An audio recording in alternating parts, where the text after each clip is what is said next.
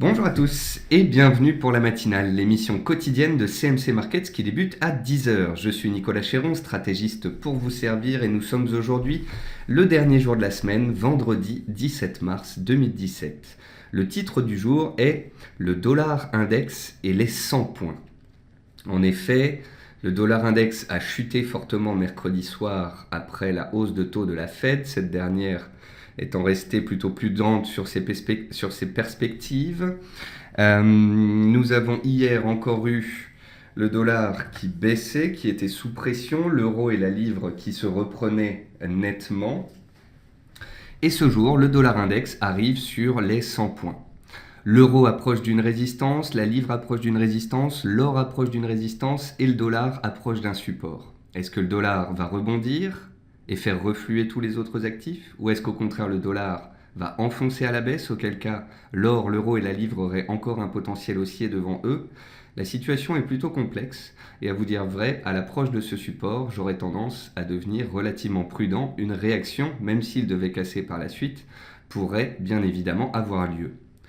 Concernant les indices, nous avons vu que les indices américains restaient relativement neutres, que les indices européens étaient peut-être un petit peu présomptueux. Ils ont tenté hier d'accélérer à la hausse en début de séance, mais les opérateurs ont pris des bénéfices par la suite. Ces prises de bénéfices continuent encore ce jour. Le DAX recule vers les 12 000 points, le CAC se stabilise autour des 5 000 points. Les indices sont toujours haussiers et solides, mais on notera depuis 24 heures que les opérateurs prennent des bénéfices et sont également ici prudents. Bienvenue à tous donc pour cette émission, je salue tous ceux qui viennent de nous rejoindre en cours de route et je salue également tous ceux qui nous regardent sur YouTube. Avant toute chose, voici un avertissement sur les risques concernant le caractère purement informatif de cette présentation et les transactions de CFD à risque limité. Je vous invite à en prendre note. Vous pouvez utiliser les fonctions de chat et de questions-réponses en haut de votre écran pour pouvoir converser avec moi.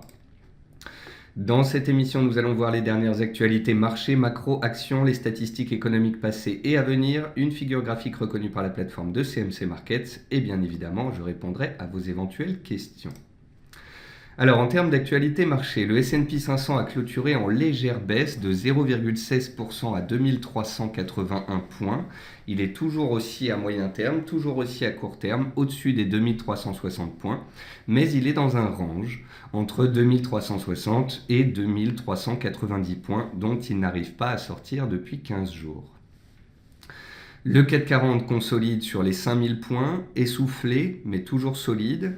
Il a tenté hier, en ouvrant à 5030 points, d'accélérer à la hausse, mais après avoir inscrit un nouveau record annuel, eh bien, les opérateurs ont pris des bénéfices et l'ont fait consolider petit à petit sur les 5000 points.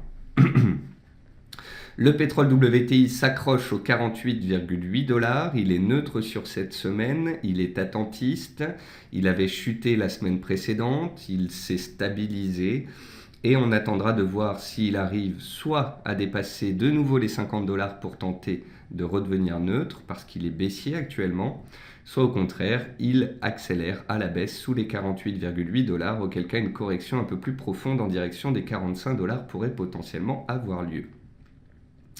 L'or est au contact des 1230, 1235 $, pivot pour la suite. En effet, les cours de l'or sont passés rapidement ces 2 dernières semaines de 1260 $ à 1195 $. Et quand vous regardez 50% de retracement de cette zone de cette baisse pendant 2 semaines, eh bien ce sont les 1230, 1235. Donc après la Fed, on a eu un violent rebond sur l'or, on a eu des rachats de positions vendeuses, on a eu un rebond technique relativement puissant. Est-ce que les cours de l'or vont réussir à dépasser les 1230-35 $ afin de se diriger en direction des plus hauts annuels à 1260 $ ou est-ce qu'au contraire, les vendeurs vont reprendre la main sous ce seuil? Nous le verrons par la suite. Même chose sur l'euro, l'euro est résilient, il est soutenu par la baisse du dollar, il approche des 1,08. Les 1,08 ce sont les plus hauts des 3 derniers mois, c'est une zone de résistance majeure. Donc voilà, on a l'or qui approche d'une résistance majeure, l'euro qui approche d'une résistance majeure et parallèlement on a le dollar index qui n'a peut-être pas dit son dernier mot à l'approche des 100 points. Enfin le riz, dépasse les 9,6 cents, confirmant ses dispositions haussières. Nous avons vu en début de semaine qu'il avait cassé une résistance à 9,47 cents. Il a mis le temps avant d'accélérer, mais ça se fait gentiment, les acheteurs ont la main et une tendance haussière semble naître à court terme. En termes d'actualité macroéconomique, le marché est fortement positionné à la vente sur l'or. Toute surprise peut générer de forts rachats de positions short et propulser l'or à la hausse.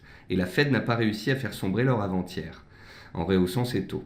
Donc Dixit Nigam Arora de chez MarketWatch après la forte progression de l'or en séance hier. Donc, c'est ce que je vous expliquais. Pendant 2 semaines, l'or a baissé. Il y avait des positions vendeuses assez fortes parce que suite à la hausse de taux de la Fed, le dollar est parti à la baisse, l'or a décalé fortement. On a assisté à des rachats de positions vendeuses. Maintenant, est-ce que les acheteurs vont vraiment se positionner à la hausse sur l'or pour casser les 1235 $ et aller chercher les plus hauts annuels? Ou est-ce qu'au contraire, c'était des rachats de positions short? Pour l'instant, j'opterai pour les rachats de positions short et donc je suis attentiste pour la suite. En Angleterre, le sterling a été soutenu hier par un ton haussier de la Banque d'Angleterre avec un des membres du conseil votant pour une hausse. Je vous en ai parlé hier après-midi dans le quart d'heure US. Donc on a un membre sur 9 du MPC qui a voté pour une hausse de taux. Et on a dans le commentaire de la Banque d'Angleterre donc compris que cela pourrait augmenter ce nombre de personnes qui pourraient être en faveur d'une hausse de taux. Car en Angleterre, on a une inflation qui est assez forte et on a des perspectives économiques qui ne se sont pas si dégradées que cela après le vote sur le Brexit. Donc, potentiellement, de plus en plus de membres pourraient être en faveur d'une hausse de taux. Et cela soutient bien évidemment la monnaie anglaise. Enfin, le président Donald Trump a présenté hier son premier budget devant le Congrès.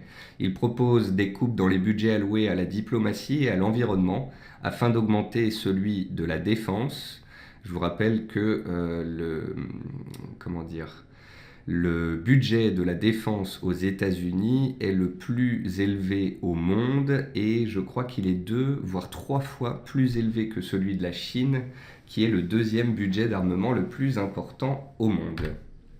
Côté entreprise, Enel a annoncé vendredi un relèvement de son dividende au titre de 2016 après avoir enregistré une hausse de 12,3% de son résultat net l'an dernier. Eurazeo a fait état vendredi d'un actif net réévalué par action en hausse de 6,7% et a proposé le versement d'un dividende de 1,20 € par action. Energy Group a annoncé jeudi passer à nouveau le dividende après des résultats 2016 en forte hausse, mais imputable notamment à des produits non courants. Et puis E.ON a levé 1,35 milliard d'euros afin de renforcer son bilan pour le versement au fonds public chargé de la sortie du nucléaire décidé par l'Allemagne. Dans les meilleures et les moins bonnes performances du CAC 40, on notera l'automobile toujours sous pression avec Renault, Valeo et Peugeot qui consolident. Et on notera toujours les bancaires qui tirent le CAC à la hausse et qui lui permettent d'être aussi solides. On a Société Générale, BNP, Crédit Agricole et puis dans les financières, on a AXA. Donc vous voyez 4 sociétés financières dans les 5 plus fortes hausses du jour. On comprend donc que le CAC 40 est principalement soutenu par ce secteur. Côté statistiques passées, rien de spécial depuis hier après-midi. Ce jour, ce sera relativement calme. 13h30, statistiques au Canada, puis 14h15, production industrielle aux États-Unis, et à 15h, l'indice de confiance des consommateurs de l'Université du Michigan. Ce sera la dernière statistique de la semaine. Ça devrait peut-être engendrer de la volatilité, peut-être une réaction du dollar index sur les 100 points. Et puis, ce sera donc la fin de cette semaine et par la suite, on se retrouvera lundi. Dans l'outil de reconnaissance de figures graphiques de la plateforme de CMC Markets, j'ai choisi un triangle noté 4 sur 5 sur le CFD à risque limité sur le soja en données 4 heures. Donc ici, un triangle qui matérialise une consolidation à plat et on suivra la sortie de cette figure qui devrait donner le tempo pour la suite. On va passer sur les graphiques. Et sur les graphiques, vous connaissez la chanson. Le DAX est aussi à moyen terme. Il est aussi en données journalières. Il a fait une étoile filante hier, mais pour autant, les vendeurs ne prennent pas la main ce jour. Tant que le DAX est au-dessus des 12 000 points, il est haussier et peut continuer de grimper. Si le DAX casse les 12 000 points, c'est un support intraday, il viendrait chercher son support journalier ici à 11 900 points. Enfin, il n'y a qu'une cassure des 11 900 points sur le DAX qui inviterait à la prudence, à la neutralité et qui pourrait engendrer une consolidation digne de ce nom. Sur le CAC 40, c'est la même chose. Tendance haussière de moyen terme, tendance haussière court terme, des plus bas de plus en plus haut, des supports qui remontent les uns après les autres. C'est solide au-dessus des 5000 points. Donc, en l'état, les acheteurs ont et gardent la main jusqu'à nouvel ordre. Si on casse la petite oblique ici qui passe par les plus bas des dernières séances et la zone des 4990 points, 5000 points, on pourrait revenir vers les 4930 points qui correspondent sur le DAX aux 11 900 points à peu près. Et si on casse les 4935 points, là le CAC rentrerait enfin dans une consolidation digne de ce nom. En attendant, tant que ça tient, n'oubliez pas qu'on a des risques haussiers, qu'on est en tendance haussière et que la hausse pourrait très bien perdurer. Tout dépendra bien évidemment du comportement des indices américains. Le DAX et le CAC surperforment les indices US puisqu'ils sont sur des nouveaux records annuels alors que le S&P 500 est relativement neutre depuis 10 jours. On a un beau range sur le S&P 500 entre 2360 et 2390 points. Si le S&P 500 devait enfin réussir à casser ses plus hauts annuels en cours de clôture à 2390 points, il pourrait accélérer vers de nouveaux plus hauts et alors DAX et CAC accéléreraient également fortement. Si au contraire on a un retour vers le support et une neutralisation du S&P, eh bien on continuera de végéter et de travailler les zones de range actuelles. Ça fait 10 jours qu'on est dans ces ranges. Ça demande beaucoup de patience, ça demande beaucoup de pragmatisme, il faut être factuel. On a parfois des divergences sur indicateurs, parfois des chandeliers qui invitent à la prudence, mais pour l'instant, aucun signal baissier. Marc me dit, pourra-t-on évoquer le FTSE 100, ses niveaux actuels? Le Brexit envisagé est-il intégré? La livre remonte, mais le marché ne baisse pas significativement. Alors, on va regarder l'indice anglais. L'indice anglais, il est sur des records historiques. Regardons le graphique mensuel. Donc voici le graphique historique du FTSE sur les 20 dernières années en gros. Donc vous voyez qu'on a fait un pic en 2000, un pic en 2007, un pic en 2015, et puis là on est allé chercher des nouveaux records. Ce qui explique cette hausse parabolique du FTSE, c'est la reprise des matières premières, ce qui a soutenu principalement les actions anglaises, et puis bien évidemment la chute de la livre, qui sur ces derniers mois a fait monter par effet de base les cours du FTSE.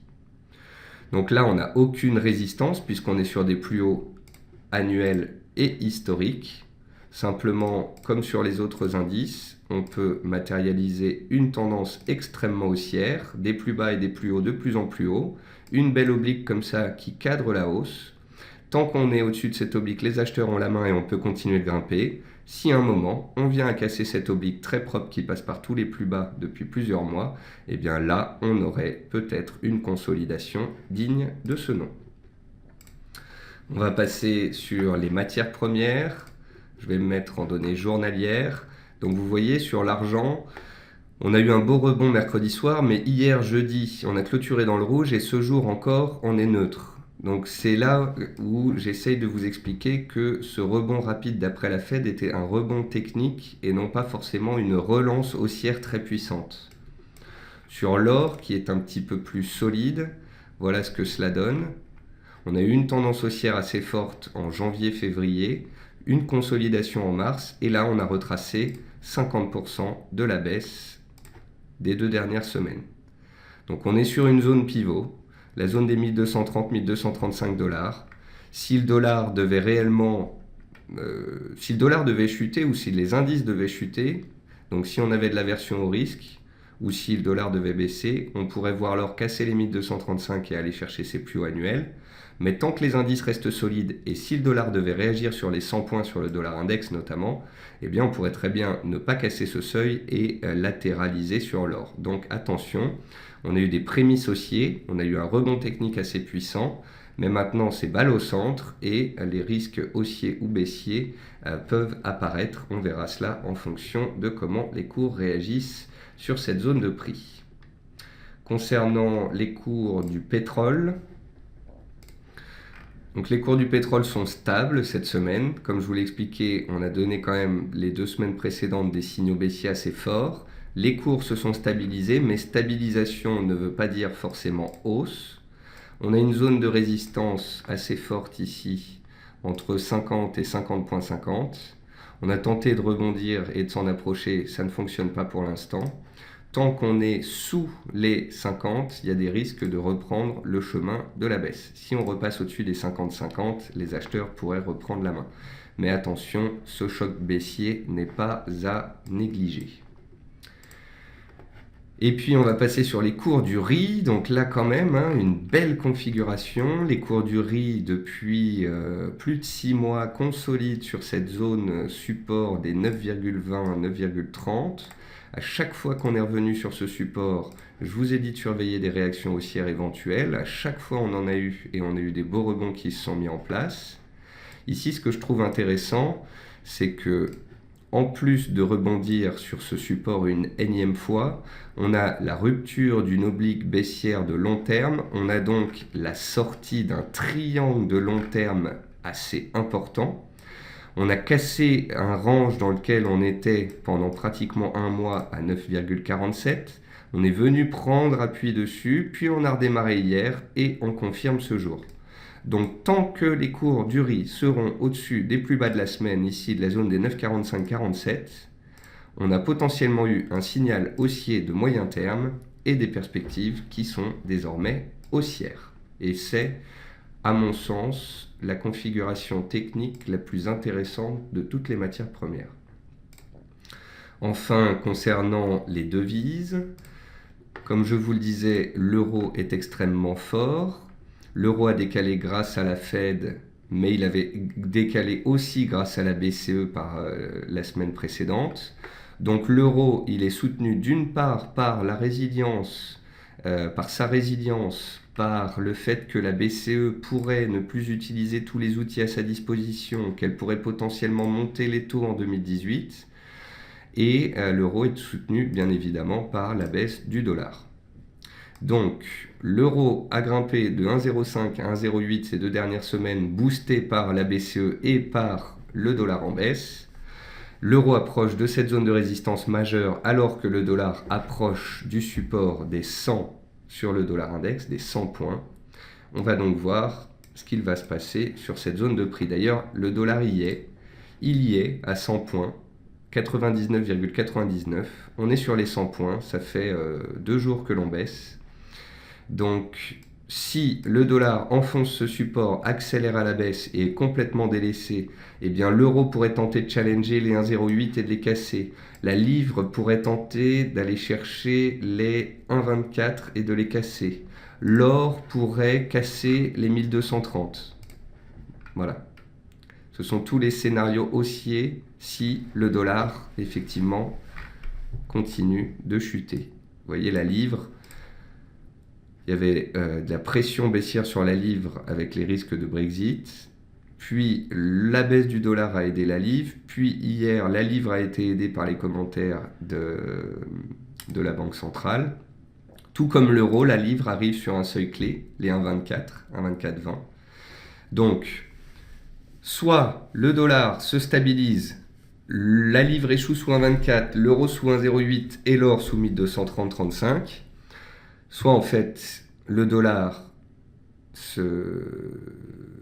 casse son support des 100 points, accélère à la baisse, rentre dans une tendance baissière, auquel cas, si l'or, l'euro et la livre cassent les résistances que je vous ai indiquées, cela pourrait ouvrir un potentiel certain sur tous ces actifs.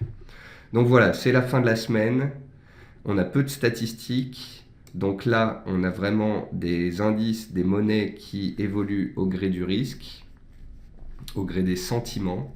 Et pour l'instant, le sentiment reste haussier sur les indices et baissier sur le dollar.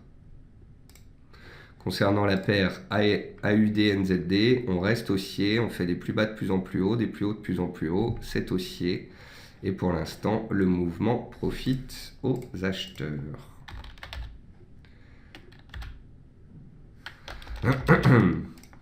Voilà, c'est à peu près tout pour moi. Pourrions-nous avoir un point sur le Bund? Alors attendez, je n'ai pas regardé le Bund depuis un certain temps. Je me demande si on l'a mis dans les CFD sécurisés. Il ne me le semble pas. Je vais étudier la question LL et je vais voir si je peux vous faire ça par la suite. Mais en l'état, non, ce n'est pas possible.